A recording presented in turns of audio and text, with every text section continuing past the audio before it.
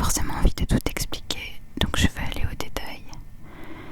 Dans la situation qui est arrivée dans ma vie, et pas que dans la mienne ces derniers jours, j'ai eu une grosse difficulté à ce que quelqu'un se nourrisse, donc boive, ou que cette personne boive, ou que cette personne mange. Et c'était très très très éprouvant.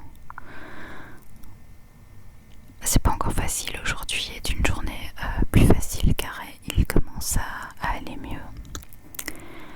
Et donc il y a eu plusieurs jours, vraiment plusieurs jours compliqués. Et j'arrivais pas à joindre certaines personnes pour essayer peut-être de m'aider, de débloquer quelque chose chez cette personne. Au-delà de la maladie, plutôt aussi au niveau de blocage psychologique ou quelque chose comme ça. Les dates étaient lointaines. Et puis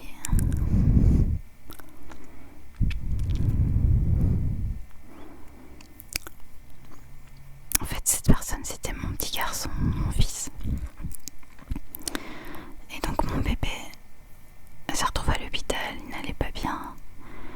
Et il a refusé de se nourrir et de boire. Et ça a été vraiment très éprouvant, ça l'est encore.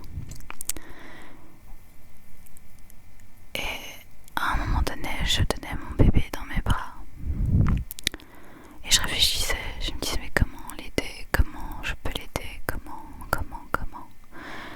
qui peut l'aider.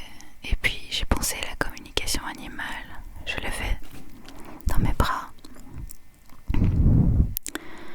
et j'avais à côté de moi ce biberon qu'il refusait de boire, encore un biberon qu'il refusait de boire, ou une bouteille d'eau, n'importe quoi il refusait. Et j'ai fermé les yeux et je me suis connectée à lui en pensée, comme je le fais pour la communication animale. Et je lui ai dit, mon bébé, essaie de boire, ça va te faire du bien. Et il m'a répondu, mais maman, ça me fait mal, j'ai peur d'avoir mal.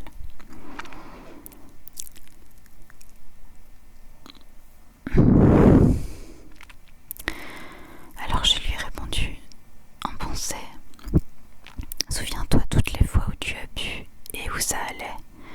Souviens-toi toutes ces fois-là, car tu as besoin de boire et ça va te faire du bien à ton corps.